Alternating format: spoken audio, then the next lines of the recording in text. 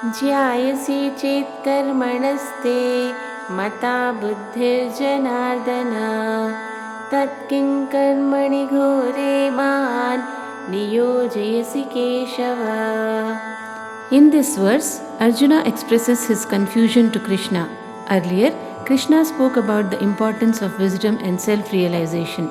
Now, he is urging Arjuna to fight in the war. Arjuna, feeling conflicted, wants to know why Krishna, who values knowledge, is asking him to engage in such a dreadful action. This question reflects Arjuna's struggle to understand the relationship between wisdom and duty, and it sets the stage for Krishna to explain the deeper connection between knowledge, action, and righteousness in the upcoming verses. Vyamishrenev vakyena buddhim mohayasiva me tadekam vada nischitya yena shreyohamapnuyam. In this verse, Arjuna continues expressing his confusion to Krishna. He feels that Krishna's teachings seem contradictory. On one hand, Krishna talks about the value of wisdom and self-realization.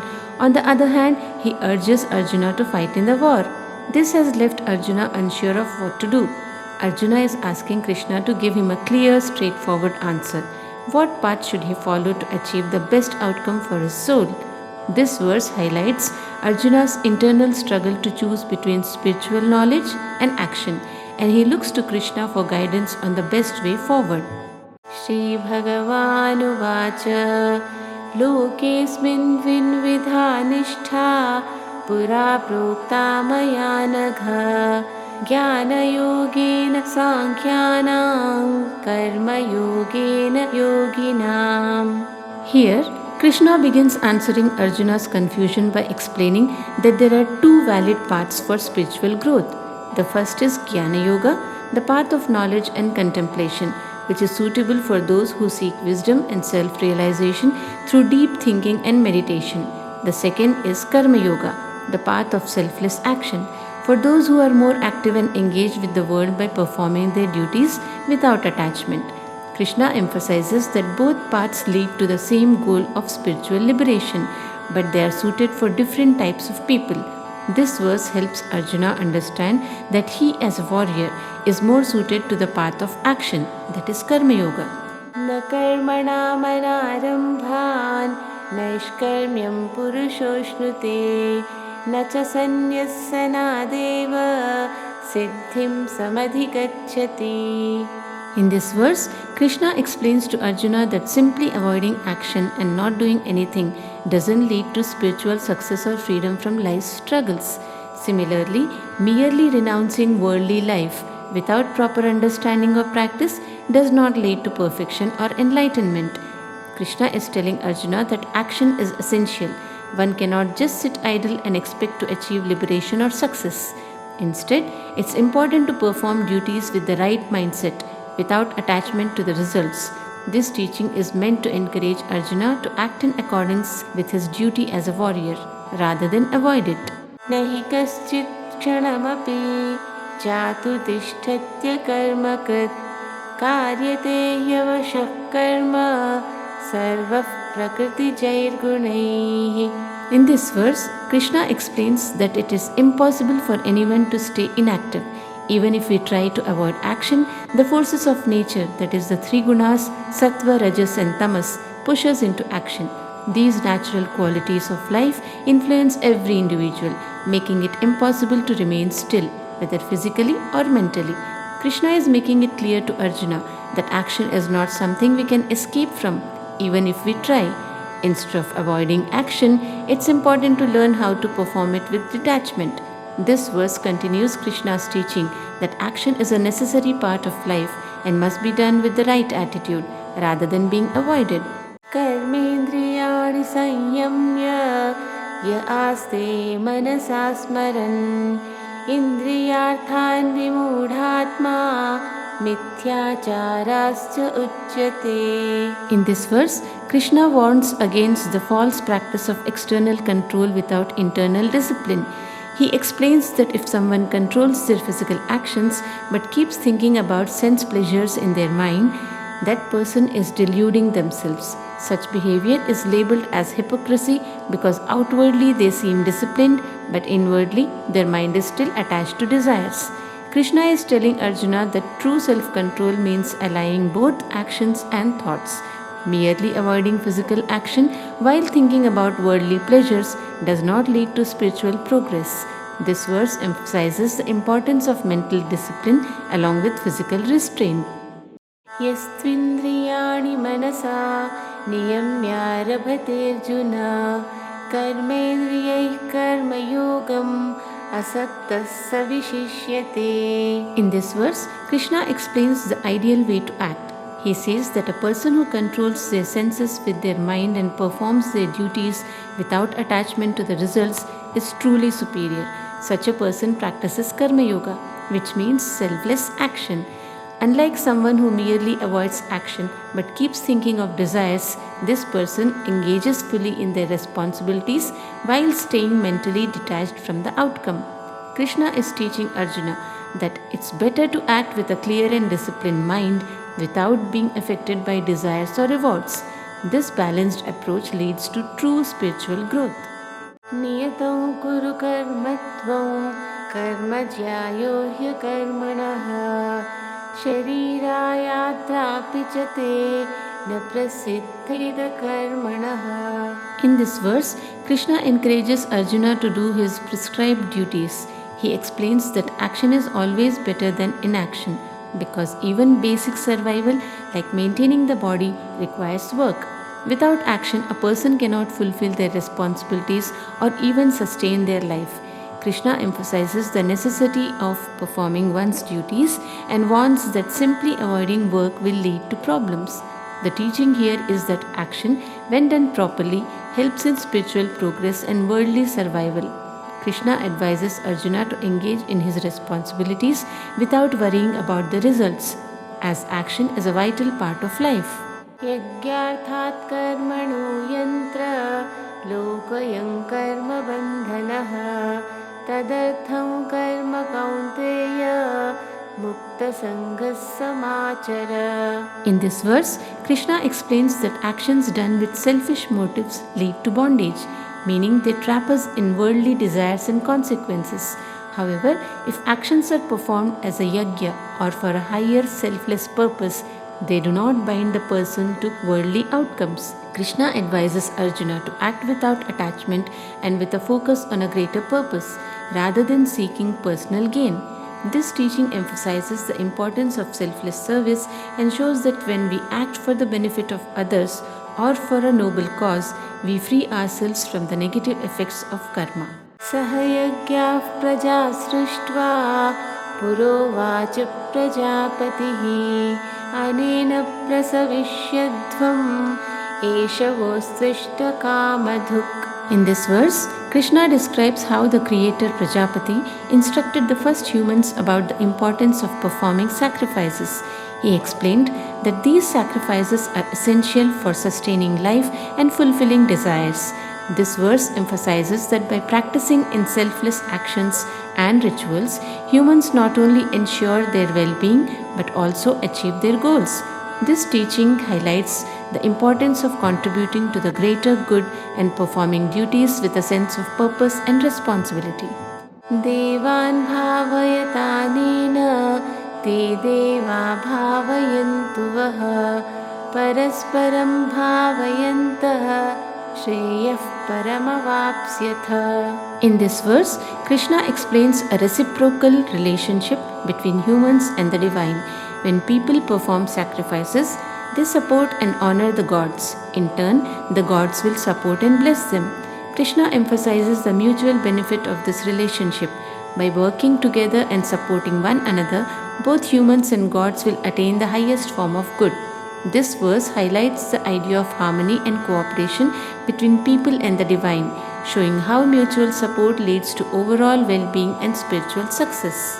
Ishtan bhogan hivo deva dasyante yajna bhavitah tairdattan pradavyebhyo yo bhungte stena eva saha. In this verse, Krishna explains the importance of giving back to the gods. When people perform sacrifices, the gods provide them with desired pleasures and blessings. However, if someone enjoys these benefits without making their own offerings or contributions, they are considered a thief. Krishna is teaching that sharing and reciprocating with gratitude is essential. The verse underscores the importance of not just receiving blessings but also contributing to the greater good through acts of service and sacrifice. This creates a cycle of support and harmony between humans and the divine. Yajna santo muchyante sarvakilvishahi bhunjante tvagam papa ye pachantyatmakaranat. In this verse, Krishna explains that people who eat the leftover food from sacrifices are free from sins. This is because they participate in a cycle of giving and receiving which purifies them. On the other hand, those who cook only for themselves without offering any part to others or to the divine are considered sinful. They are seen as selfish and their actions do not contribute to the greater good. This verse highlights the importance of selfless actions and sharing, showing that participating in acts of service and sacrifice purifies and benefits both the giver and the receiver. Annat bhavanti bhutani parjanyadanna sambhavah yajnat bhavati parjanyo yajna karma samudbhavah. In this verse, Krishna explains the interconnected cycle of sustenance. He says that food, which sustains all living beings, is produced by rain. Rain in turn comes from sacrifices, and these sacrifices come from performing one's duties. This verse highlights how everything is linked. Our sustenance depends on a cycle of giving and action. By understanding this, Krishna encourages Arjuna to perform his duties and sacrifices selflessly, which in turn supports the greater cycle of life and sustenance. Karma brahmodbhavam vidhi brahmakshara samudbhavam tasmat sarvagatam brahma nityo yajne pratishtitam. In this verse, Krishna explains that all actions are rooted in the divine essence, known as Brahman. This divine principle is eternal and never perishes. Therefore, every sacrifice or selfless act is connected to this divine essence. Krishna is highlighting that by performing sacrifices and duties, we align ourselves with the eternal divine principle. This reinforces the idea that our actions, when done selflessly and with the right intention, are part of a greater divine order and contribute to our spiritual growth. Evam pravartitai chakran nanuvartayati hayah aghayurindriya ramo mogham partha sajivati. In this verse, Krishna explains that those who do not follow the divine order and instead focus only on their own pleasures and desires live a life that is considered sinful and wasted. The wheel here refers to the natural and divine order of selfless actions and duties. Krishna is warning Arjuna that ignoring this divine order and living selfishly will lead to an unfulfilling and ultimately wasted life.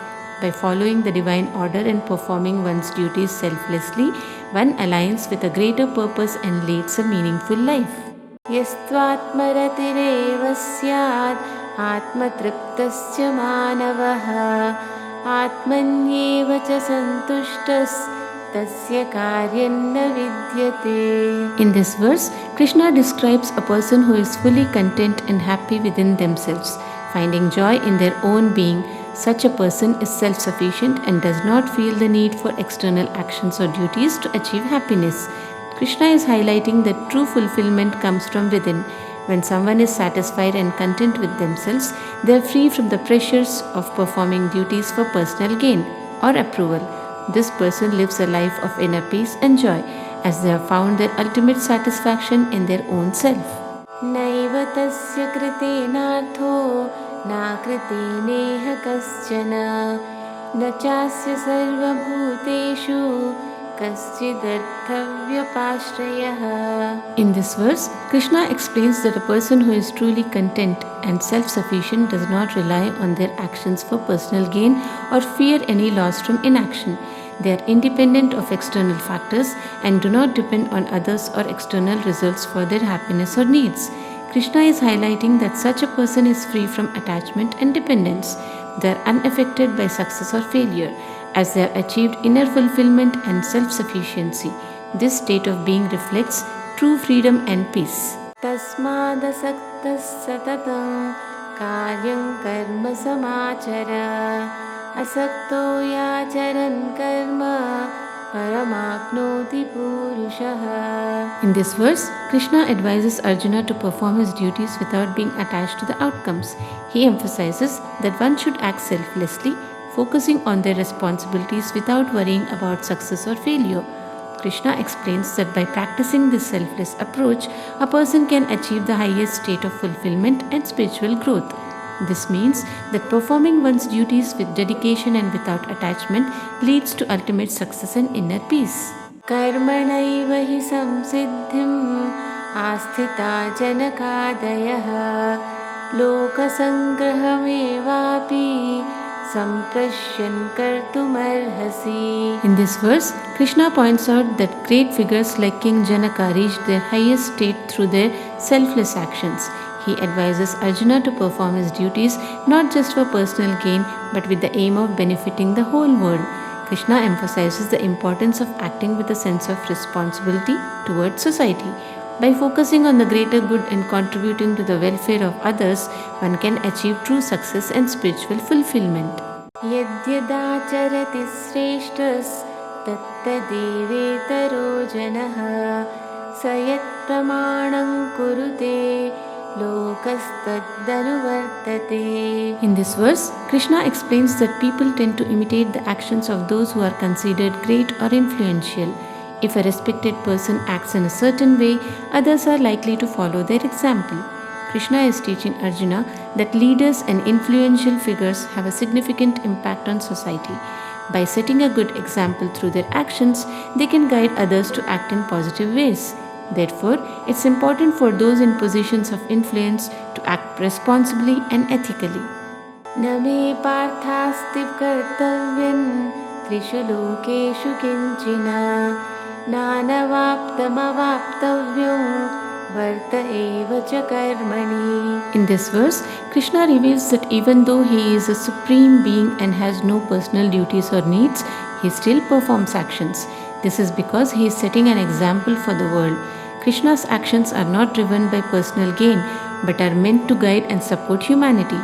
By acting selflessly, even when he doesn't need anything, he shows that performing one's duties is important for setting a good example and maintaining the cosmic order.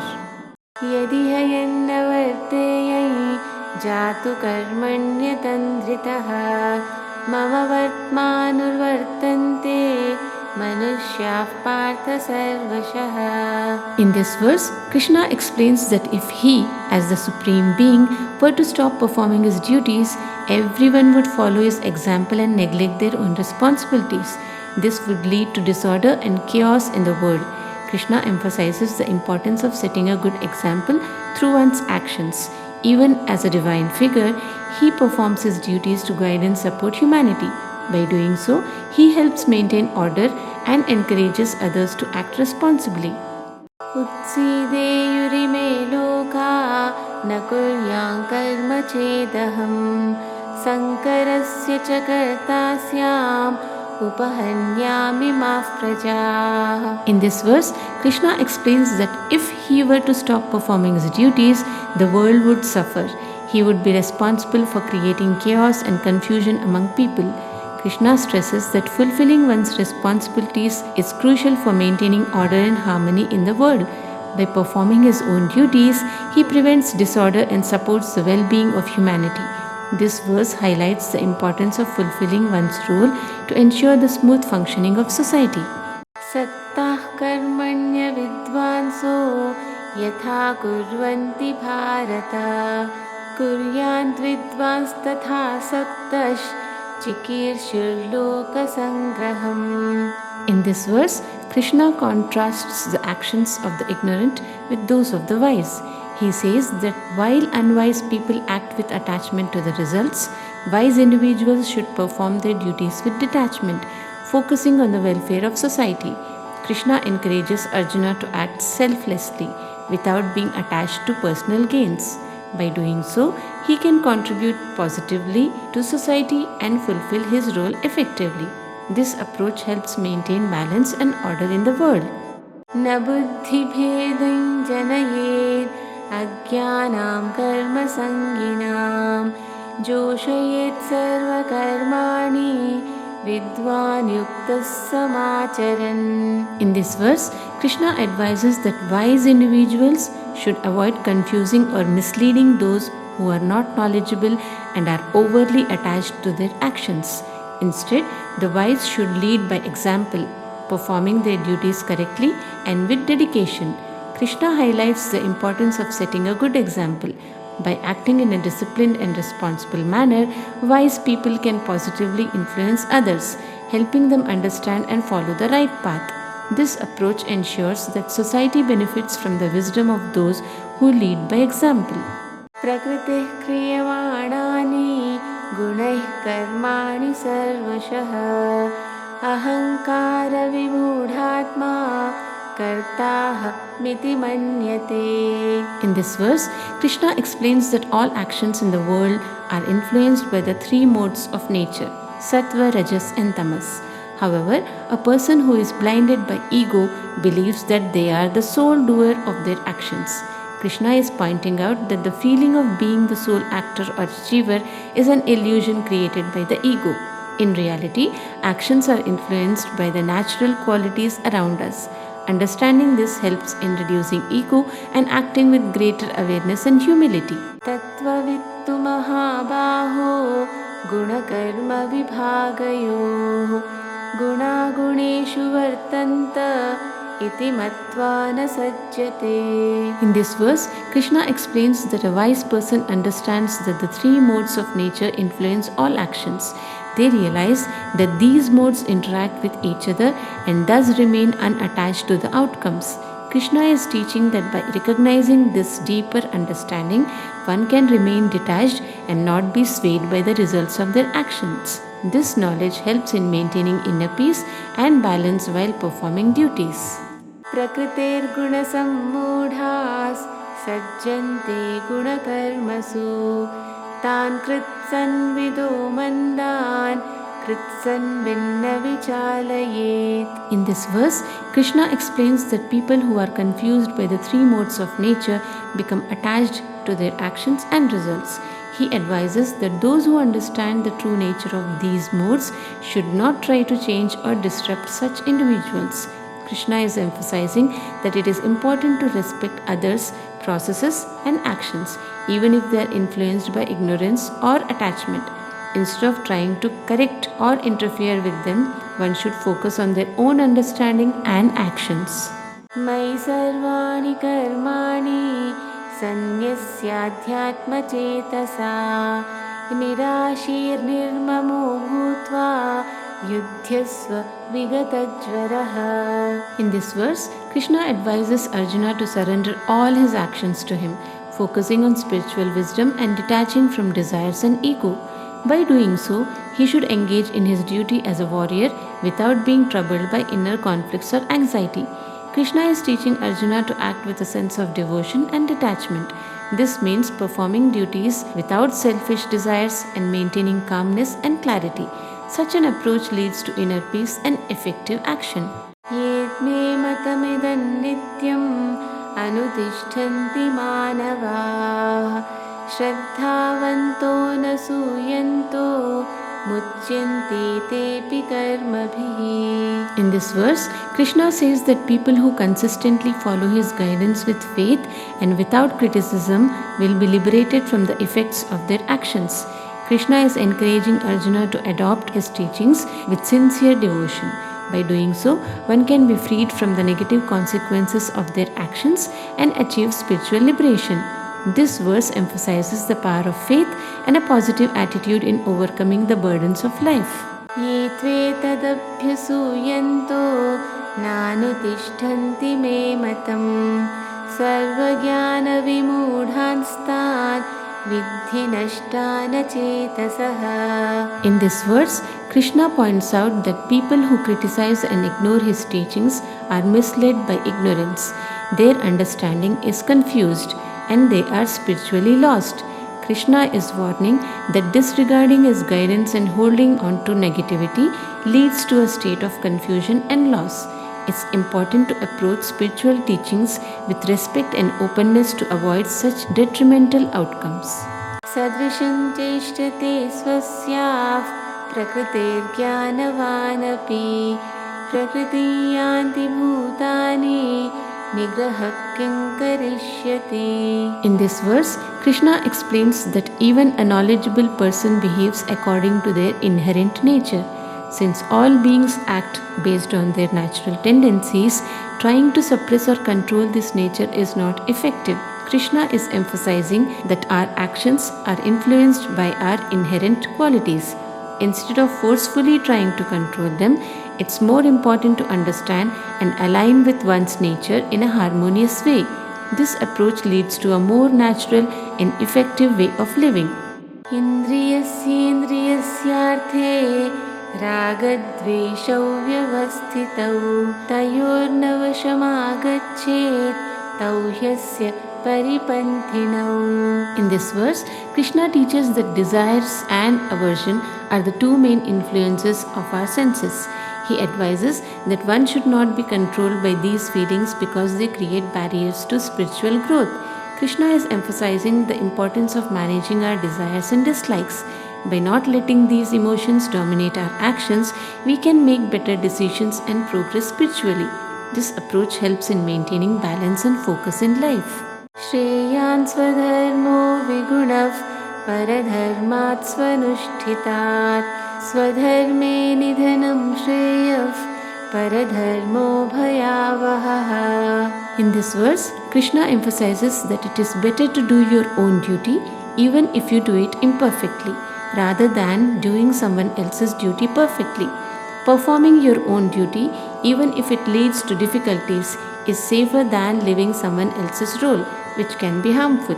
Krishna is highlighting the value of sticking to your own responsibilities. It's important to focus on your own path and duties rather than trying to adopt others' roles, as this can lead to risks and complications. Arjuna uvacha atha kena prayuktoyam papaincharati purushah anichannapi tvashneya baladiva niyojitah. In this verse, Arjuna questions why people commit sinful actions even when they don't want to. He wonders if there is some force or influence making them act against their will. Krishna is asked to explain why individuals might engage in actions that are harmful or wrong despite their intentions. This question addresses the deeper understanding of human behavior and the forces that drive people to act in ways they might not consciously choose. Shri Bhagavan Uvacha Kamaesha Krodhaesha Rajo Guna Samudbhavaha Mahashano Mahapapma Vidhyena Mihavairinam. Krishna reveals that desire and anger arising from the mode of passion, that is rajas, are the main causes of sinful actions. These emotions are powerful and difficult to control, leading people to act wrongly. They are described as insatiable, meaning they can never be fully satisfied and act as the greatest enemies to spiritual growth.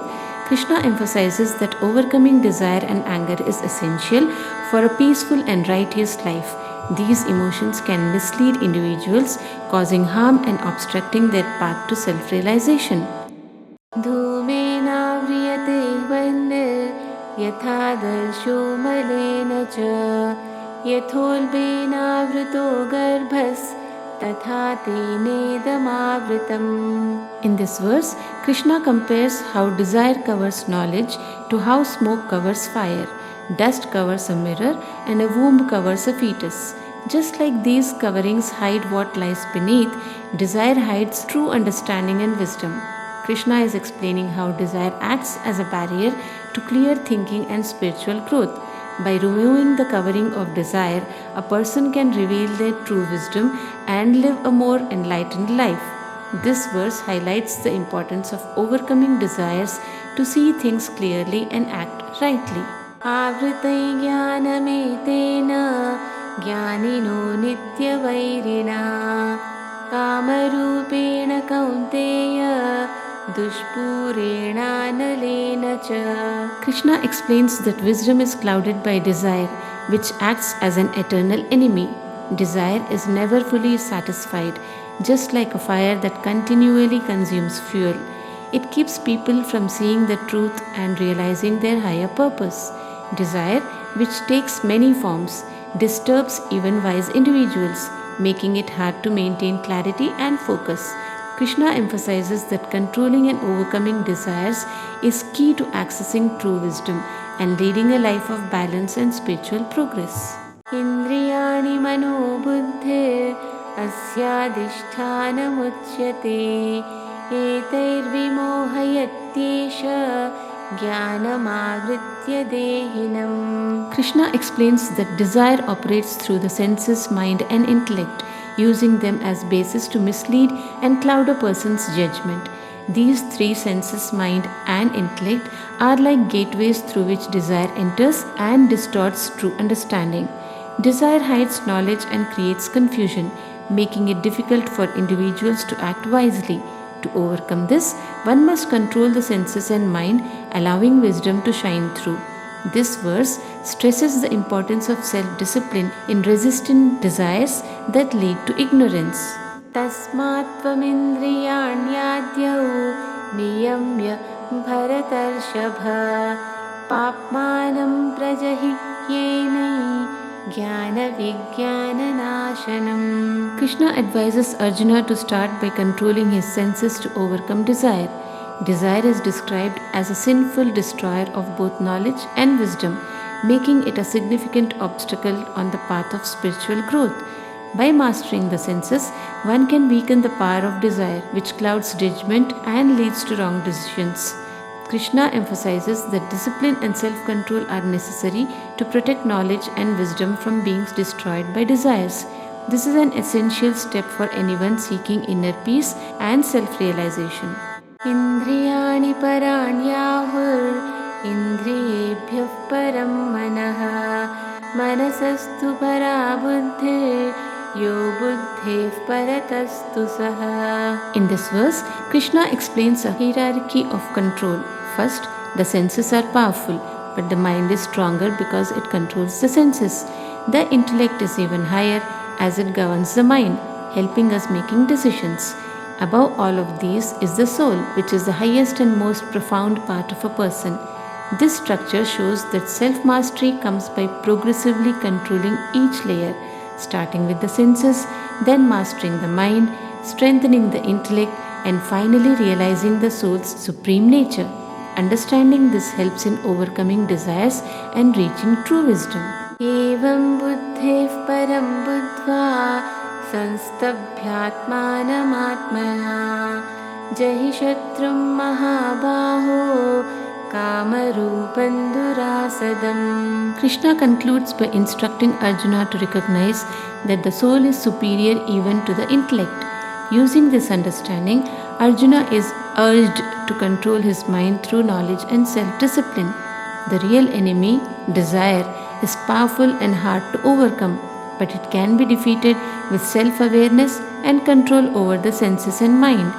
This verse emphasizes that mastering the intellect and understanding the soul's higher nature are key to overcoming desires that block spiritual progress.